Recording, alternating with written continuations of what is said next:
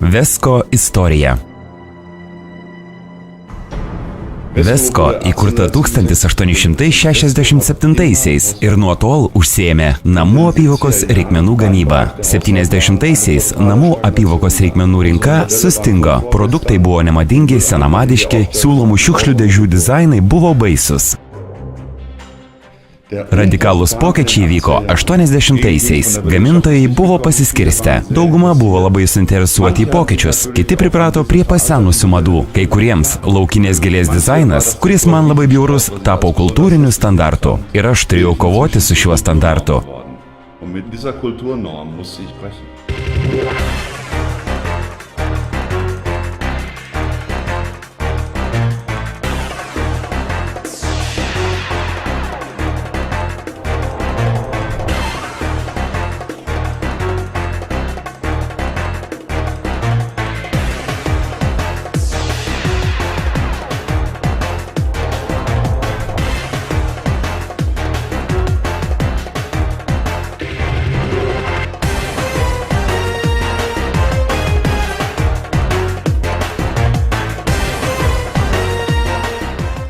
Šiukšlių dėžės buvo labai nuobodžios. Tiesą sakant, mes pavertėme šiukšlių dėžes į dekoraciją, kas ir buvo tikroji revoliucija.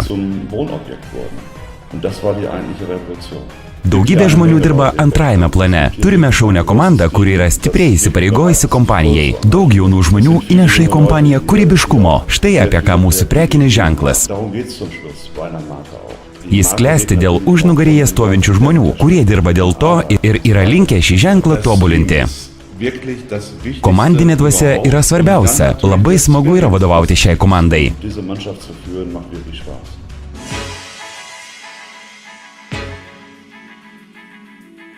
Vila Vesko yra mūsų savitos patirties centras.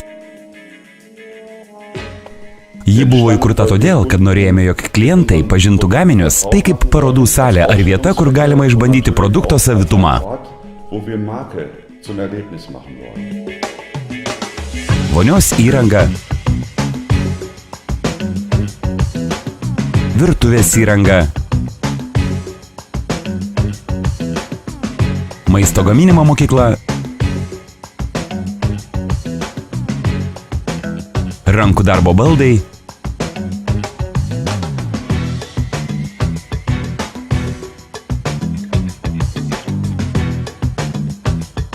baldai ir interjero detalės,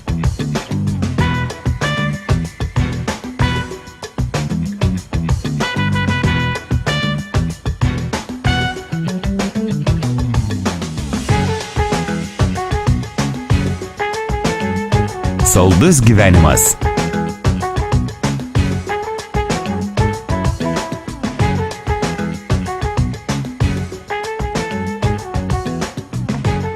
Per paskutinius 2,5 metų viloje apsilankė 100 000 lankytojų. Fanai nori apsilankyti vietoje, kur yra kuriamas prekinis ženklas ir kur jis yra gyvas. Ir ta vieta yra Vesko vila.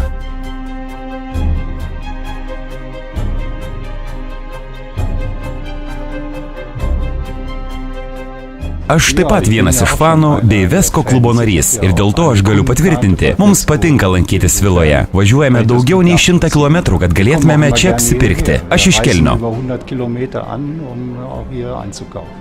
Kitiems mes jau pristatėme Vesko gaminių įvairovę. Mūsų sūnus lankosi dažnai ir sako, jūs privalote tai pamatyti, to praleisti negalima. Viskas, šitiek spalvų, to niekada nebus per daug. Tai nuostabu. Vesko vila yra savita patirtis. Pats pastatas yra ypatingas savo variniu stogu ir viliojančiai žaviu restoranu. Mes tiesiog norėtumėm čia atsikraustyti. Kiekvieną kartą, kai lankausi čia, esu nustebintas naujovių. Tai nuostabu. Puikus inovacijų centras, savo namuose nenoriu nieko kito. Jei kažkur yra Vesko, aš ten ir pirksiu. Drąsa, kuri neperauga į energingumą, yra visuomet sveikintina. Kokia yra mūsų ženklo misija? Tai lemiamas klausimas. Ką tai atspindi? Kas tai įkvėpia? Tai yra svarbus klausimai. Ir jie galiausiai nuveda prie sėkmės, kai žmonės atpažįsta ženklą.